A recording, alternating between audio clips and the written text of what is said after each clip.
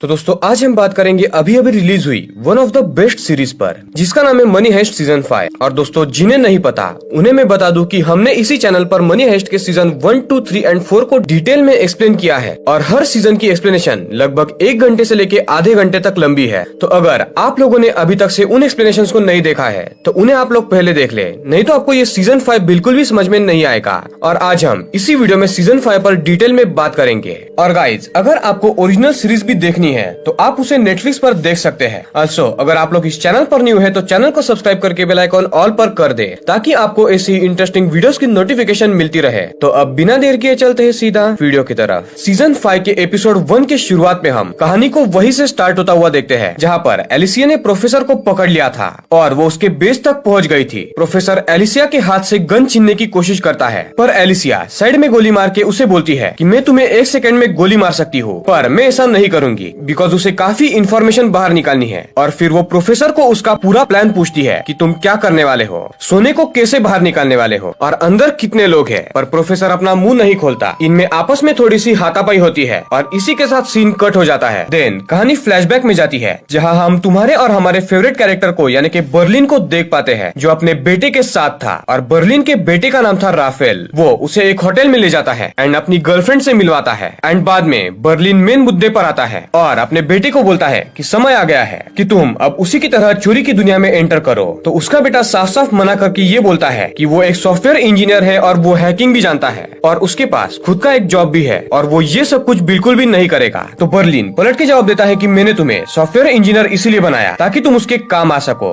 ये सुन के इनमें आपस में थोड़ी सी बहस होती है और राफेल वहाँ से चला जाता है। दूसरी तरफ फ्लैशबैक में हम प्रोफेसर एंड रकेल को देखते हैं और प्रोफेसर रकेल को प्लान समझा रहा था कि वो लोग चोरी के टाइम क्या करेंगे। और वो रकेल को बोलता है कि अगर हमारा कोई साथी पकड़ा जाता है तो वो लोग कैसे उस साथी को बैंक ऑफ स्पेन में पहुंचाएंगे 3000 से भी ज्यादा पुलिस वालों के नाक के नीचे से। और एग्जैक्टली प्रोफेसर ने ये करके भी दिखाया था। उसने सबके नाक के नीचे से रकेल को बैंक ऑफ स्पेन में पहुंचा दिया था। प्रेजेंट में कहानी बैंक ऑफ स्पेन के सामने वाले पुलिस स्टैंड पर फोकस होती है, जहाँ कर्नल काफी गुस्से में था और वो आर्मी को बुलाने का डिसाइड करता है, जो सीधा बैंक में घुसने वाली थी। एंजल एंड बाकी लोग कर्नल को रोकने की कोशिश करते हैं कि ये कंट्री का इंटरनल मैटर है, तो इसमें आर्मी को मत घुसेड़ो। पर कर्नल बात नहीं सुनता और वो आर्मी में मेजर सगस्टा को कॉल करके बुला लेता है, जो अपने घर पर था। मेजर सगस्टा एग्री करता है और बोलता है कि वो आर्मी वाले बंदे खुद से चुनेगा और वो बोलता है कि वो आर्मी की अपनी टीम चूज करेगा जो बेरहम होगी और इस काम के लिए परफेक्ट होगी। अगेन फ्लैशबैक में कहानी जाती है एंड प्लान डिस्कस करते हुए प्रोफेसर रकेल को बोलता है कि एक पॉइंट के बाद पुलिस से जब काम नहीं बन रहा होगा तो आर्मी को बुलाया जाएगा और आर्मी वाले होस्टेजेस के साथ साथ सब लोगों को मार देंगे, बिकॉज उन आर्मी वालों के लिए होस्टेजेस का मरना कोलेटरल डैमेज की जैसा होता है और इससे सब कुछ खत्म होने के चांसेस है। अगेन प्रेजेंट में रकेल बैंक ऑफ स्पेन में लीड करने लगती है एंड वो पलेर्मो से पूछती है कि अब तक कितना सोना तुम लोगों ने पिघला लिया है।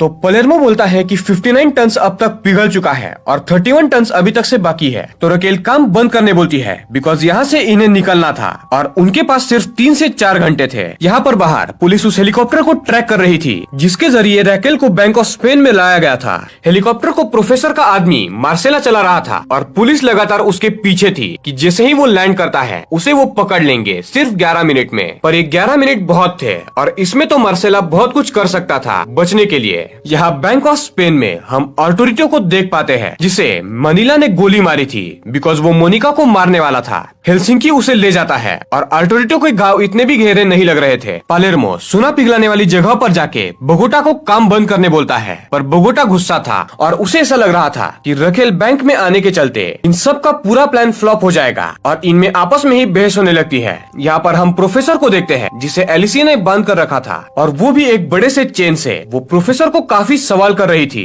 कि रकेल बैंक में कैसे घुसी, तुम लोग सोना बाहर कैसे निकालोगे, अंदर एग्जैक्टली कितने लोग हैं। वैसे ही सेम सवाल हर बार वो पूछ रही थी, पर प्रोफेसर मुंह नहीं खोलता है। तो एलिसिया उसके पैर में एक गोली मारती है ताकि प्रोफेसर डर के मारे मुंह खोले। पर था तो प्रोफेसर सबका लीडर ना, वो कैसे मुंह खोल सकता था। और जब वो मुंह खोलता है वो एलिसिया को मैनिपुलेट करने की कोशिश करता है और उसे वो बोलता है कि वो लोग सोने को डायरेक्टली गटर में फेंकने वाले थे, जो सीधा बह के शहर के बाहर आएंगे और उसे ये लोग वहाँ से कलेक्ट करने वाले थे। पर ऑब्वियसली एलिसा यकीन नहीं करती। देन वो उसे गुस्से में प्रोफेसर के बेस के उस हिस्से में ले जाती है जहाँ पर नीचे दूसरे दूसरी तरफ एक गहरा नाला था और वो उसे डायरेक्ट धक्का दे देती है और एक चेन से बांध के उसे अगेन सेम सवाल करती है और इस बार वो उसके सर पर गन पॉइंट करती है। पर फिर भी प्रोफेसर मुंह नहीं खोलता और कहता है कि वो अगर मर भी गया फिर भी सभी लोग आराम से बैंक से निकल जाएंगे, तो तुम मुझे मार दो, वैसे भी उसका कोई काम नहीं। एलिसिया फ्रस्ट्रेट होकर प्रोफेसर को वहीं पर लटका के वहाँ से चली जाती है। यहाँ पर पुलिस टेंट में कर्नल को ये लगने लगता है कि शायद एलिसिया भी प्रोफेसर से मिली होगी और इसलिए वो शुरुआत से उसके प्रति सॉफ्ट थी।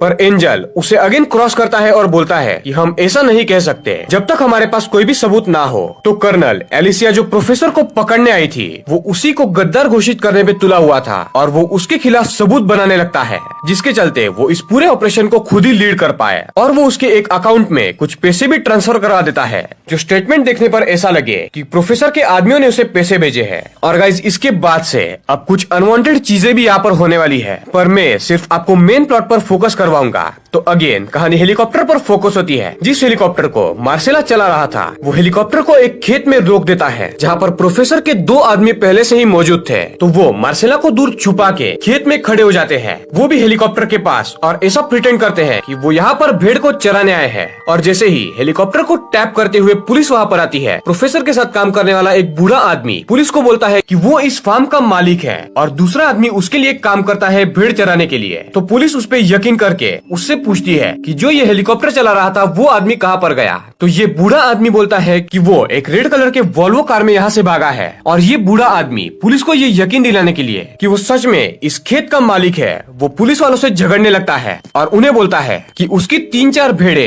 इस हेलीकॉप्टर के चलते मारी गई, तो इसका पैसा कौन देगा।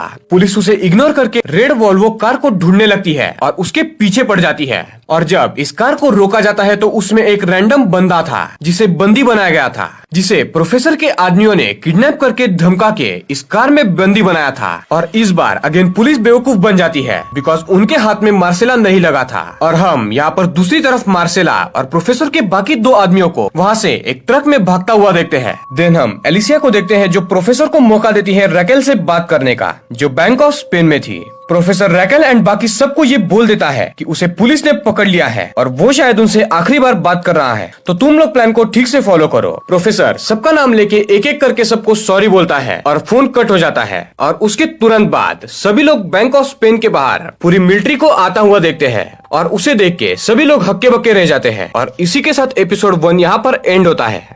एपिसोड 2 के शुरुआत में हम बैंक में जितने रॉबर्स थे यानी कि Palermo, Bogota, Helsinki, Tokyo, Denver, Monica, Manila और बाकी सभी लोग वो सभी गन्स लेके आर्मी वालों से लड़ने के लिए रेडी होते हैं। पर उससे पहले प्रोफेसर के प्लान के मुताबिक ये एक और चांस लेने वाले थे। रैकेल, मोनिका एंड टोक्यो तीनों भी निहत्ती व्हाइट फ्लैग लेके बाकी हॉस्टेजेस के साथ बाहर जाती है और इतने हॉस्टेजेस को देख के आर्मी वाले एंड पुलिस वाले अपनी गन्स को स्टैंड बाय पर रखते हैं। देन रैकेल कर्नल को आवाज लगा के उससे बात करने की करती है। कर्नल स्टार्ट में तो इन तीनों को गोली मारने का सोचता है, पर बाकी एजेंट्स की बात सुन के वो भी निहत्था रैकेल के सामने जाता है। तो रैकेल उससे बात करके बोगोटा को वीडियो कॉल करती है बैंक के अंदर और गांधिया की हालत दिखाती है। जी हाँ गाइस, गांधिया वो अभी तक से जिंदा था। सीजन 4 के एंड में मैंने उसे मरा हुआ समझा था और आपको भी थोड़ी गलत जानकारी मैंने दी, उसके लिए सॉरी। पर यहाँ गांधिया की हालत दिखा के रैकेल एक डॉक्टर की मांग करती है जो बैंक के अंदर आएगा गांधिया की ट्रीटमेंट करने के लिए। और इसके पीछे इन चोरों का सिर्फ एक ही मकसद था, 1 से 1.5 घंटा इन्हें एक्स्ट्रा चाहिए था ताकि ये लोग वहाँ से भाग जाए। पर कर्नल को ये बात समझ जाती है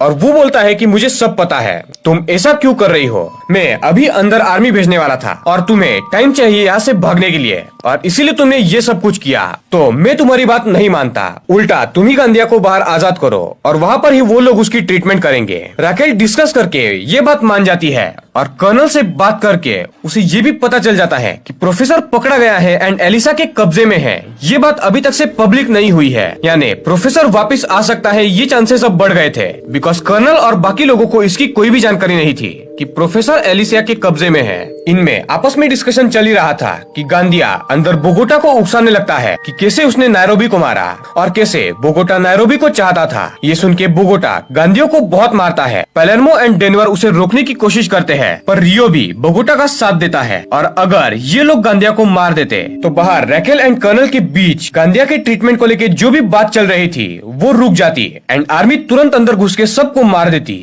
यहाँ पर अंदर पालेर्मो भी फाइनली गांदिया को मारने के लिए रेडी था, बिकॉज वो भी काफी गुस्सा हो चुका था। और यहाँ पर बाहर हॉस्टेजेस के साथ रकेल, टोक्यो एंड मोनिका अंदर वापस आती है और इन्हें अब थोड़ा सा टाइम मिल गया था जब आर्मी अंदर नहीं आने वाली थी और गांदिया को इन्हें बाहर भेजना था। टोक्यो बोगोटा को रोक लेती है जो गांदिया की गर्दन तोड़ने वाला था, पर गांदिया टोक्यो को भी उकसाने लगता है, जिसके चलते टोक्यो भी उसे खूब मारती है।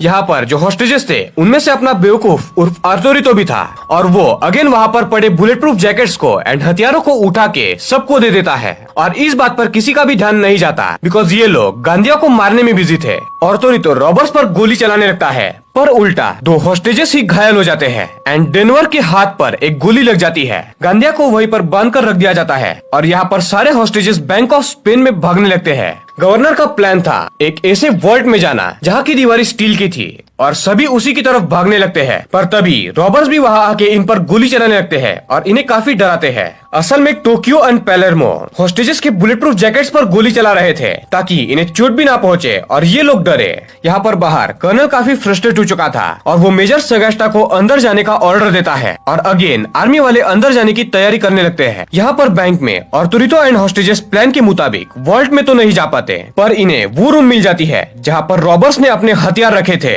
जो काफी सारे थे और हॉस्टेजेस एंड रॉबर्ट्स में आपस में कई बार क्रॉस फायर होता है। गवर्नर आर्तोरितो को रोकने की काफी कोशिश करता है पर आर्तोरितो बात नहीं मानता। धीरे धीरे सभी हॉस्टेजेस पकड़े जाते हैं सिवाय 4 लोगों के, जिसमें गवर्नर एंड आर्तोरितो शामिल थे। यहाँ बाहर एलिसिया अपने फोन पर ये रिकॉर्डिंग करती है कि उसने प्रोफेसर को पकड़ लिया है और प्रोफेसर के मुंह से वो ये बात उगलवा लेती है कि सच में प्रोफेसर को उसी ने पकड़ा है। देन तभी मार्सेला एंड बूढ़ा यानी कि प्रोफेसर के दोनों आदमी वहाँ पर बेस पर आते हैं तो एलिसिया प्रोफेसर को मार के एक इंजेक्शन देके उसे बेहोश करती है और उसे बेड पर सुला देती है। जब ये दोनों अंदर आते हैं तो इन्हें लगता है कि प्रोफेसर सो रहा होगा, पर सुन एलिसिया इन दोनों को यानी कि बूढ़े को एंड मार्सेला को मार के बंदी बना लेती है। और गाइस जितना हमें लग रहा था एलिसिया उससे काफी पावरफुल थी, जिसने 3 बंदों को मार गिराया और उन्हें बंदी बना लिया। यहाँ पर बैंक में आर्तोरितो जो हथियार हाथ में आए उसका इस्तेमाल करके डेनेवर, पालेर्मो, मैनिला एंड रैक्वेल पर उसे यूज कर रहा था और ये हथियार थे बम, फ्लेम थ्रोअर, मशीन गन और इससे सभी लोग परेशान हो रहे थे।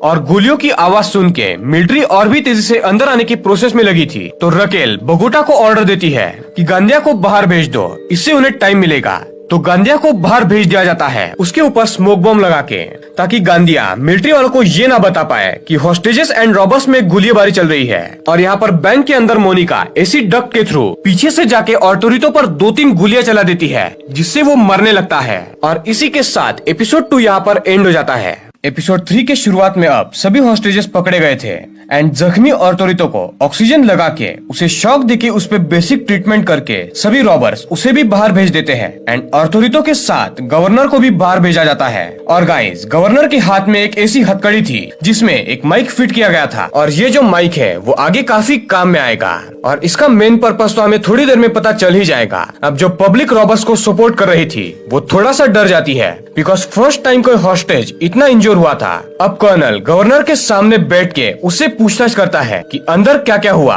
तो गवर्नर बोलता है कि सब शांति से चल रहा था पर आर्तोरितो ने रॉबर्स पर गोलियां चलाई जिसमें उसी ने 2-3 हॉस्टेजेस को जख्मी कर दिया और रॉबर्स जो है वो आर्तोरितो को कुछ भी करना नहीं चाहते थे पर उसने उनपे बम एंड मशीन गन चलाई और इसीलिए उन्होंने प्रतिकार करने के चक्कर में उस पर गोलियां चलाई जिसके चलते वो इतना जख्मी हुआ। तो कर्नल बोलता है कि मैं पब्लिक में ये झूठ बोल दूंगा कि सारे हॉस्टेजेस पर गोलियां आर्तोरितो ने नहीं चलाई बल्कि रॉबर्ट्स ने ही चलाई। also कर्नल ये भी बोलता है कि वो लोग आर्तोरितो को भी मार देंगे जो अभी जिंदा है ताकि रॉबर्ट्स पर आसानी से ब्लेम किया जा सके कि रॉबर्ट्स अब पागल होकर हॉस्टेजेस को मार रहे हैं। और गाइज ये सभी चीजें उस हथकड़ी में रिकॉर्ड हो रही थी जिसमें एक माइक फिट किया गया था। फिर कर्नल एक प्रेस कॉन्फ्रेंस में जाने वाला था तो वो अपने आदमियों को बोलता है जब तक मैं वापस नहीं आता अंदर हमला मत करना। यहाँ बैंक में मोनिका को काफी गिल्टी फील हो रहा था कि उसने किसी पे गोली चलाई तो मनीला आके उसे समझाती है। देन गाइस कहानी फ्लैशबैक में जाती है, अगेन बर्लिन को हम देख पाते हैं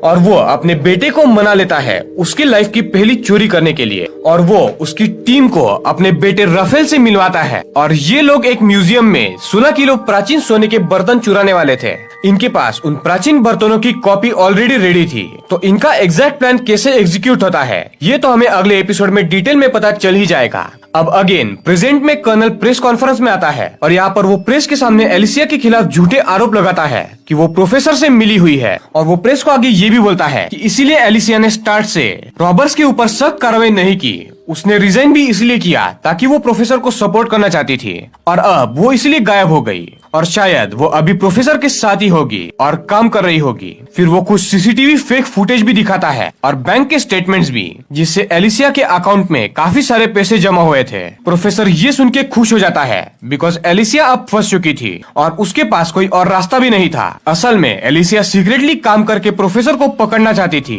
पर इसी सीक्रेट काम के चलते कर्नल ने उसी को धोखेबाज समझ के उसके खिलाफ ही रिपोर्ट दर्ज कर दी, और अगर वो सामने आके अब सब कुछ सच भी बोल देती तो कोई भी उस पर यकीन नहीं करने वाला था।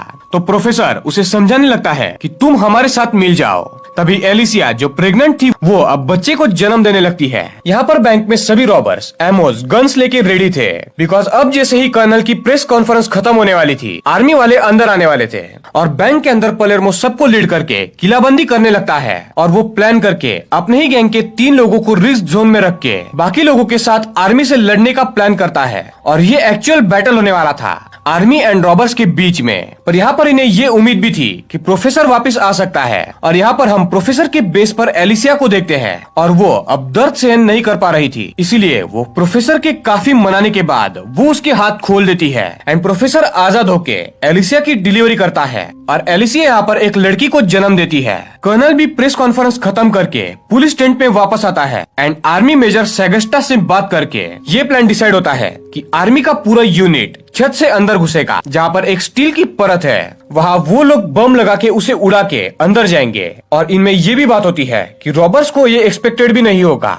तो प्लान डिसाइड होते ही आर्मी बैंक के ऊपर चढ़ती है, और वो भी वहाँ से जहाँ से कोई भी रॉबर इन्हें नहीं देख सकता, यानी कि एक ब्लाइंड स्पॉट से। और गाइस यहाँ पर बैंक में सच में रॉबर सिर्फ खिड़की में, डोर में एंड बैक साइड पर ही नजर गड़ा के बैठे थे, बिकॉज उन्हें लग रहा था कि या तो आर्मी वाले सामने से आएंगे या तो खिड़की से, और उन्हें ये भनक तक नहीं थी कि आर्मी वाले छत से भी आ सकते हैं। और हेलसिंकी ऊपर के फ्लोर पर बस सेफ्टी के लिए कुछ बोरिया लगा रहा था, ताकि उसके पीछे बैठ के आर्मी वालों से लड़ा जा सके, और बाकी सभी रॉबर्स नीचे के फ्लोर्स पर थे, और इनमें से एक रॉबर ही सभी हॉस्टेजेस को संभाल रहा था, और बाकी हथियार लेके रेडी थे। आर्मी वाले छत पर आके 4 से 5 बम लगा के एक छत को उड़ा देते हैं, और एक काफी बड़ा धमाका होता है, जिससे पलेर्मो समझ जाता है कि आर्मी वाले ऊपर से आ रहे हैं, और वो अपने सभी साथियों को ऊपर के फ्लोर पर ले जाने लगता है। यहाँ पर प्रोफेसर भी न्यूज में देख लेता है कि बैंक ऑफ स्पेन में आर्मी वाले घुस चुके हैं। अब प्रोफेसर यहाँ से कमान संभाल सकता था, बिकॉज एलिसिया अब शांत थी और उसके बच्चे को संभाल रही थी, और अब ऐसा नहीं लग रहा था कि एटलीस्ट कुछ टाइम के लिए वो प्रोफेसर को क्रॉस करेगी। इसके 2 रीजंस थे। एक रीजन ये था कि उसका बिना कुछ किए ही क्रिमिनल रिकॉर्ड बन गया था, और उस पर एक थप्पा लग गया था कि वो प्रोफेसर की गैंग से मिली हुई है, और दूसरा ये कि वो अपने बच्ची को देख के काफी खुश थी। और इसी सीन के साथ एपिसोड 3 यहाँ पर एंड होता है। एपिसोड 4 के शुरुआत में हम हेलसिंकी को देखते हैं, जो ऊपर के फ्लोर पर फाइट के लिए बुरिया लगा रहा था, पर धमाका होते ही 2 टन का एक बड़ा सा पुतला जो कमरे में था वो हेलसिंकी के पैर पर गिर जाता है, जिसके चलते उसका एक पैर चकनाचूर हो चुका था। वो बेहोश हो जाता है, पर पलेर्मो, रियो, बोगोटा और बाकी बैकअप ऊपर आते हैं। हेलसिंकी होश में आके आर्मी वालों पर गोली चलाने लगता है, और प्रोफेसर भी पलेर्मो से कनेक्ट हो चुका था, तो वो पलेर्मो को गाइड करने लगता है, बिकॉज उसके बेस पर सभी कैमरास में क्या हो रहा है ये सब कुछ दिख रहा था। रियो, पलेर्मो, बोगोटा ये तीनों भी हेलसिंकी के पास जाते हैं एंड आर्मी वालों के साथ क्रॉस फायर करने लगते हैं। यहाँ पर दूसरी तरफ Manila, Denver and Tokyo bank के दूसरी छत से धमाके के गड्ढे से जाने का डिसाइड करते हैं, ताकि वो आर्मी वालों को पीछे से मारे। पर प्रोफेसर इन्हें बोलता है कि तुम लोग छत पर मत जाओ, वहाँ 100 से भी ज्यादा स्नाइपर्स हैं जो तुम्हारी ही राह देख रहे हैं। तो एक काम करो, सारे हॉस्टेजेस को लेके आओ और उनके साथ मिक्सड अप होके चुपके से गन्स को बैग में रख के पैरों में बांध के गड्ढे में कूद जाना और पीछे से आर्मी वालों पर हमला करना। इससे स्नाइपर्स कुछ भी नहीं कर पाएंगे। देन कहानी फ्लैशबैक में जाती है, जहाँ पर बर्लिन अपने बेटे राफेल अपनी गर्लफ्रेंड एंड टीम के साथ म्यूजियम में जाता है। उसकी गर्लफ्रेंड एक आर्टिस्ट थी, तो उसे म्यूजियम में पियानो बजाने के लिए इनवाइट किया गया था, बिकॉज उस दिन उस म्यूजियम में पार्टी थी। तो यहाँ पर बर्लिन एंड उसका बेटा उस वॉल्ट में घुसते हैं, जहाँ पर वो सोने के बर्तन थे, और उस वॉल्ट के सामने जो गार्ड था उसे बर्लिन का पार्टनर मार्सेला डिस्ट्रैक्ट करता है। हाँ, वही मार्सेला जिसने अभी थोड़ी देर पहले हेलीकॉप्टर उड़ाया था। और यहाँ पर बर्लिन एंड उसका बेटा राफेल अपने हैकिंग एंड कोडिंग के स्किल्स की मदद से आराम से चोरी करके $15 मिलियन के सोने के बर्तन लेके वहाँ से उड़ जाते हैं। और ये बर्लिन के बेटे की पहली चोरी थी। और गाइस, इन पूरे 5 एपिसोड्स में बर्लिन हमें इतनी ही बार दिखाया गया है। अब इसके बाद बर्लिन हमें नहीं दिखाया जाता। अगेन कहानी प्रेजेंट में आती है और Palermo, Rio and Bogota army वालों पर फायर कर रहे थे और एक पॉइंट पर पालेरो उन पर एक मिसाइल से हमला करता है, जिससे काफी आर्मी वाले घायल हो जाते हैं। तो टाइम मिलते ही पालेर्मो हेलसिंकी के पैरों पर पट्टी बांधने लगता है, पर हेलसिंकी का पैर उस पुतले के नीचे आने के चलते पूरी तरीके से टूट चुका था और उसे निकालना काफी मुश्किल हो रहा था। और हेलसिंकी उसका पैर काटने को बोलता है बिकॉज उसे काफी तकलीफ हो रही थी। पालेर्मो उसकी बात ना सुन के आर्मी वालों के साथ क्रॉस फायर करने लगता है। रियो एंड बोगोटा एक बड़े से बीम को देखते हैं जिससे पुतले को उठाया जा सकता था। तो वो लोग स्मोक ग्रेनेड्स फेंक के धुआं होते ही गोलियों से बचते हुए उस बीम को ले आते हैं एंड उसकी मदद से उस पुतले को उठा के हेलसिंकी को बाहर निकाला जाता है। जैसे ही हेलसिंकी बाहर निकलता है, बोगोटा उसे लेके नीचे जाता है ताकि वो उसकी बेसिक ट्रीटमेंट कर पाए। एंड दूसरी तरफ दूसरे छत से डेनवर, टोक्यो एंड मैनिला हॉस्टेजेस के साथ छत पर आते हैं ताकि स्नाइपर्स कंफ्यूज हो जाए और उन पर फायर ना करे। पर बुरी खबर ये थी कि फ्रंट गेट से और भी ऑफिसर्स कर्नल भेज रहा था जो बैंक में घुसने वाले थे। पर प्रोफेसर कर्नल को कॉल करके ये बोलता है कि मेरे पास तुम्हारी कुछ रिकॉर्डिंग्स है और वो उसे वो रिकॉर्डिंग सुनाता है जिसमें कर्नल बोल रहा था कि वो आर्थोरितो को खुद ही मार देगा ताकि रॉबर्स पर ब्लेम जाए। और वो ये भी फेक न्यूज फैला देंगे कि असल में आर्थोरितो ने नहीं बल्कि रॉबर्स ने ही 2 हॉस्टेजेस को भी घायल किया है। और प्रोफेसर धमकी देता है कि वो ये रिकॉर्डिंग्स मीडिया में दे देगा। और तो और वो ये भी धमकी देता है कि वो तुम्हारे अकाउंट में इलीगल तरीके से $10 मिलियन डाल देगा, जिसके चलते तुम फंस सकते हो। तो कर्नल डर के मारे ऑफिसर्स को अंदर नहीं भेजता, जिसके चलते जितने भी आर्मी वाले अब तक बैंक में घुस चुके थे वो अब अकेले पड़ गए थे। देन छत से मैनिला, डेनवर एंड टोक्यो उस गड्ढे में कूद जाते हैं और पीछे से इन आर्मी वालों पर हमला करने लगते हैं। अब गाइस, टू बी सरप्राइज, इन आर्मी वाले लोगों में गांधिया भी था। जी हाँ गाइस, वही जिसे शुरुआत में रॉबर्ट्स ने जाने दिया था। रॉबर्ट्स आगे से एंड गड्ढे में कूदते ही पीछे से भी दोनों तरफ से आर्मी वालों को घेर लेते हैं एंड इनमें आपस में काफी फायर एक्सचेंज भी होता है। और सुन रैकेल एंड बाकी जितने भी रॉबर्ट्स थे वो भी इन्हें ज्वाइन करते हैं। आर्मी वाले शातिर तरीके से एक कमरे में Raquel, Rio, Palermo and Monica को फंसा देते हैं जो एक वॉल्ट था और उसकी दीवारें स्टील्स की थी, तो इन्हें यहाँ से निकलना काफी मुश्किल था। तो दूसरी तरफ टोक्यो, डेनवर एंड मैनिला अकेले पड़ जाते हैं और आर्मी इन तीनों पर चार्ज करने लगती है। तो वो तीनों किचन एरिया में छुप जाते हैं, यानी अब आर्मी वाले बीच में थे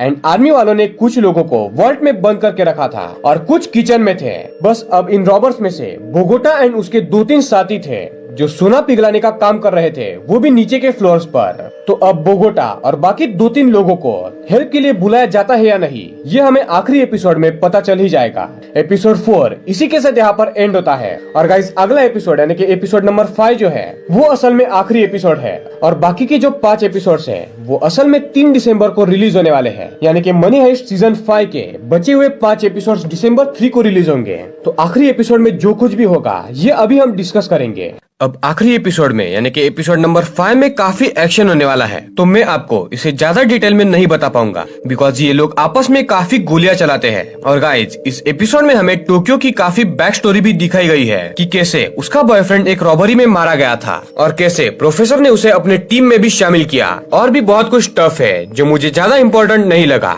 और टोक्यो की बैक स्टोरी क्यों दिखाई जा रही थी इसके बारे में हमें एंड में पता चल ही जाएगा। प्रेजेंट में हम डेनवर, मैनिला एंड रियो को देखते हैं जो किचन में थे और वो लोग एक स्टील के बड़े से मोटे टेबल को किचन डोर्स पर लगाने में कामयाब हो जाते हैं और उसके थ्रू आर्मी वालों पर वो लोग अटैक कर रहे थे और उन पर गोलियां चला रहे थे। आर्मी वाले कुछ समय के लिए चुप कर रहते हैं और डिसाइड करते हैं कि वो साइड के दीवार को तोड़ के जाएंगे। तो इन्हें ये करने से रोकने के लिए प्रोफेसर टोक्यो को बोलता है कि गांधिया को उकसाओ ताकि वो मेजर सगस्ता की ऑर्डर ना माने और गलती करे तो टोक्यो उसे चिढ़ाने लगती है और उसके फैमिली पर बात करके उसे छेड़ती है, जिससे गुस्सा होके गांधिया एक नेट किचन में फेंक देता है जो मेजर सगस्ता का प्लान नहीं था और टोक्यो को यही चाहिए था। वो उस फेंके बम को कैच करके अगेन बाहर फेंक देती है, जिससे एक आर्मी वाला मारा जाता है और 2-3 आर्मी वाले बुरी तरीके से जख्मी हो जाते हैं। अब ऑर्डर फॉलो नहीं किए इसलिए मेजर सगस्ता एंड उसकी एक ऑफिसर गांधिया को काफी मारते हैं। यहाँ दूसरी तरफ बोगोटा एंड उसके 2-3 आदमी गैस कटर से उस स्टील की दीवार को काट रहे थे जिसमें Palermo, Raquel, Rio and Monica अटके थे और किचन की तरफ आर्मी वाले दूसरी साइड की दीवार तोड़ रहे थे। वो उस दीवार पर ड्रिल करते हैं ताकि उसमें वो बम फिट करके उसे उड़ा सके। पर टोक्यो किचन के सेकंड एरिया में जाके उस ड्रिल वाले होल्स के अंदर गोली चलाती है, जिससे 2 आर्मी वाले और घायल हो जाते हैं। पर किचन के दूसरे हिस्से से टोक्यो बाहर स्नाइपर्स को दिख रही थी और जो स्नाइपर्स थे वो टोक्यो पर गोली चला देते हैं। अब टोक्यो काफी जख्मी थी और आर्मी वाले किचन के दीवार पर बम फिट करके उसे उड़ाने वाले थे। तो खतरा देख के मैनिला को डेनवर वेटर के लिफ्ट से नीचे भेज देता है, वो भी उन रस्सियों से लटका के, और वो टोक्यो को ले जाने लगता है। पर टोक्यो अब हिल भी नहीं सकती थी और वो डेनवर को आगे जाने बोलती है बिकॉज उसका बचना अब नामुमकिन था। यहाँ पर स्टील की दीवारों से पालेर्मो एंड बाकी लोग निकल आते हैं एंड रियो टोक्यो को बचाने के लिए नीचे के फ्लोर से ड्रिल करने लगता है। अब डेनवर भी ना चाहते हुए भी वेटर लिफ्ट वाले रास्ते से रस्सी पे लटक के नीचे चला जाता है। यानी ओवरऑल सभी रॉबर्स अब सेफ थे और नीचे के फ्लोर्स पर थे। रियो जो है वो नीचे के फ्लोर पर ड्रिल करके टोक्यो को देखता है और उसका हाथ पकड़कर ये दोनों थोड़ी देर बातें करते हैं और टोक्यो काफी खुश थी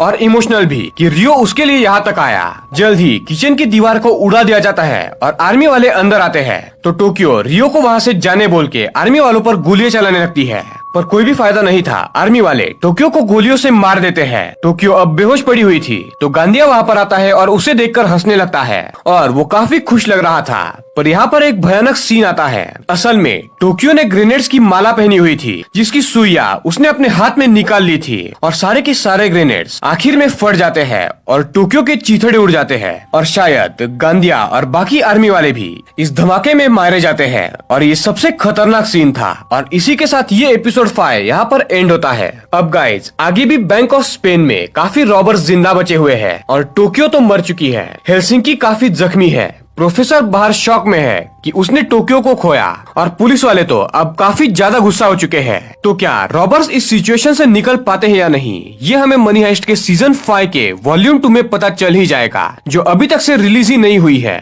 यानी कि बचे हुए 5 एपिसोड्स 3 दिसंबर को रिलीज होंगे और मैं वो एपिसोड्स भी आपको डिटेल में एक्सप्लेन कर ही दूंगा। तो दोस्तों ये थी मनी हाइस्ट सीजन 5 की डिटेल एक्सप्लेनेशन। आई होप कि आपको ये पसंद आई होगी। तो दोस्तों अगर आपको ये वीडियो पसंद आई है तो इस वीडियो को लाइक करें, चैनल